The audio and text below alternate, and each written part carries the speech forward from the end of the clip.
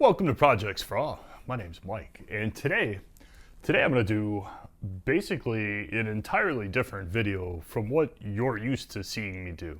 Usually I know everything about a tool. I show you in intricate detail everything about a tool so you can make the best buying decision you can make. That's always been the theme of this channel. But today I have something that's so cool I can't not show it to you. It's advanced enough, and I've spent not enough time with it to truly know if it's something that I want to purchase. So this video is going to be me checking out this Shaper Origin, which was generously lent to me by a buddy. He's a customer at my regular job who recognized me from this channel and said, hey, you got to check this thing out.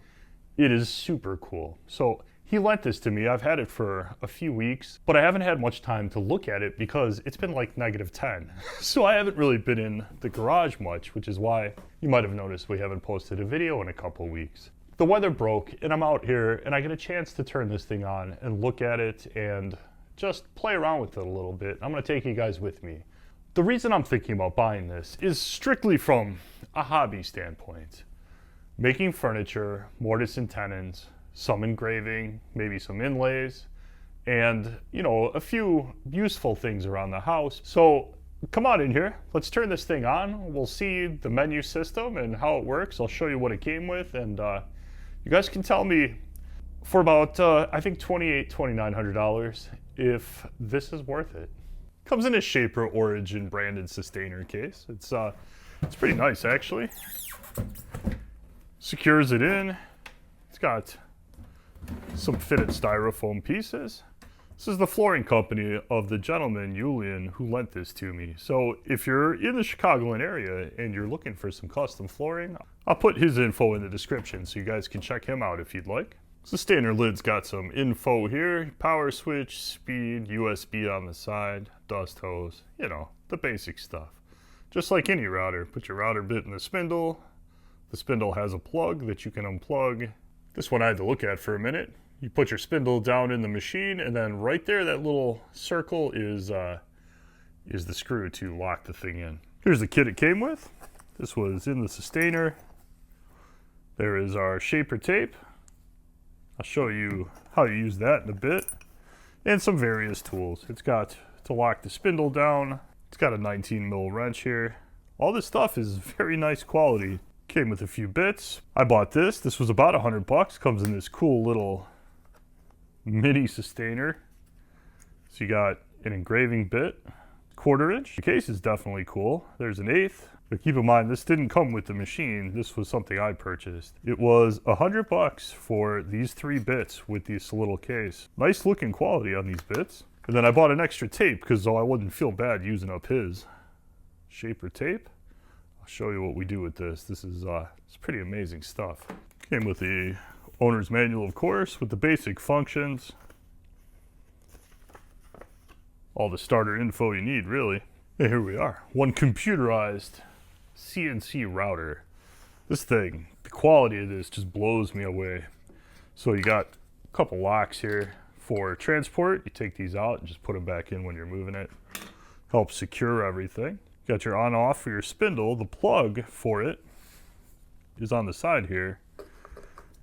Speed is here, 1 through 6, 10,000 to 26,000 RPM, 6 being the fastest, of course. On the side here, there's a USB port, regular USB-A port, and that is, in case you're not on a network, you can transfer cut files and designs to this machine via USB. On the back here, there's a carry handle.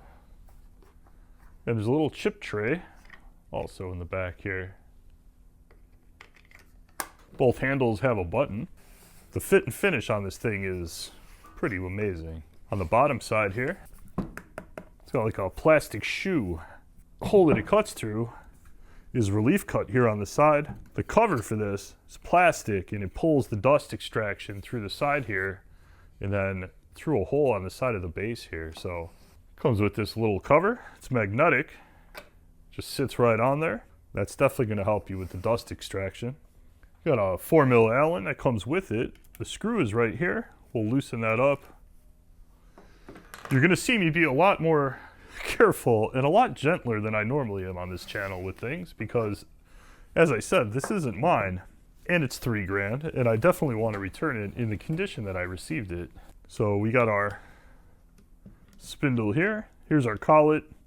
Got our spindle lock here, collet lock. I know you can get different size collets for this. It comes with 1/4 inch.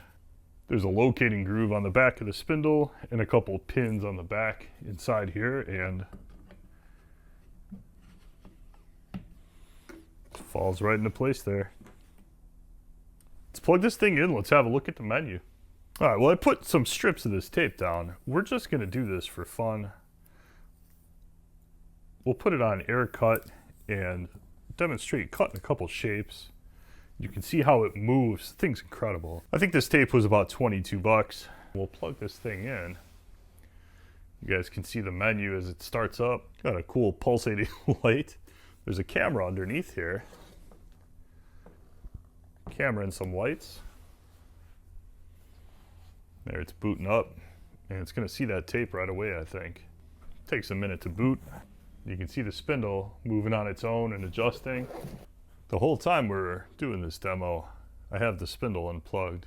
The plug's just sitting here. So there is no way that this machine can turn on, do anything destructive or harm itself in any way while we're goofing off here. So we can scan, and we'll scan basically this work surface here. So it can use these domino shaped tapes to orientate itself within thousandths of an inch accuracy, which is just crazy. So we'll hit new scan, we'll hit the right button, and that's going to scan the work area.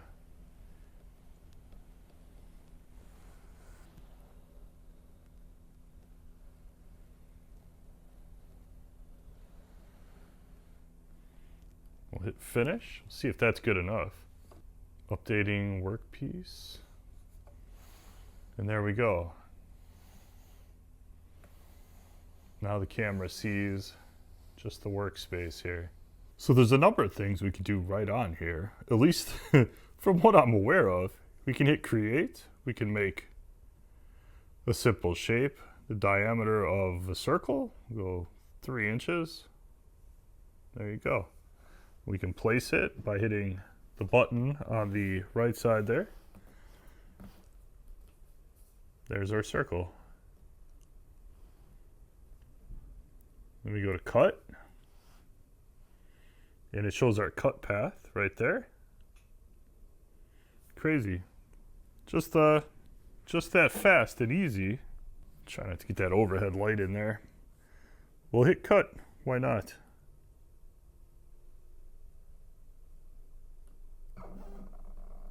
There we go.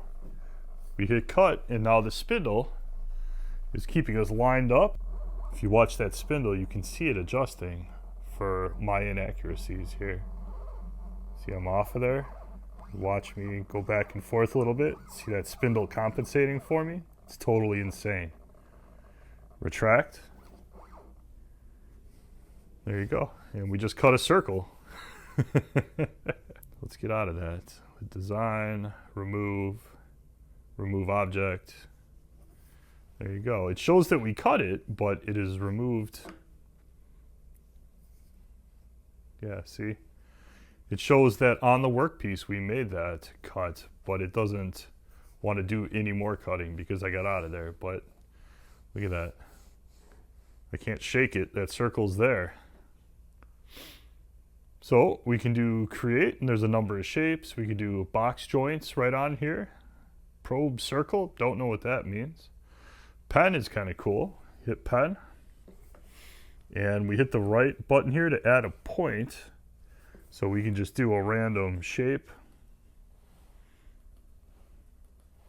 And at each point, I'll just hit the button. And we'll go back to where we started, and it'll snap to it.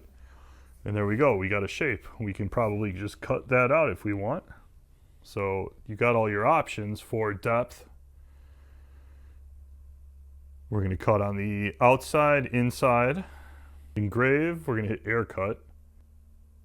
Offset, So if we're going to fit something into it, we can offset it by 1/4 thou, or we can change that bit size, 1/4 inch. Not going to do Z-touch. Z-touch is where the spindle will lower down to touch the bit to the work surface so it knows the Z axis. We're not going to do that because there's no bit in this, and that's why we have it on air cut. I'm assuming that keeps it from doing that. There's our plunge 15 inches per minute, auto 10 inches per minute. We're just going to leave those settings alone. So we got, there's our shape. Let's hit cut. And there we go. I'll hit the button. Spindle lowers down. You can hear the spindle working. It's kind of unnerving.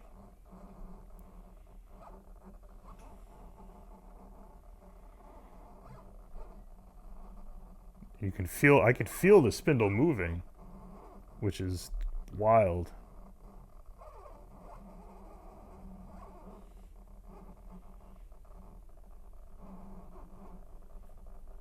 We'll hit retract.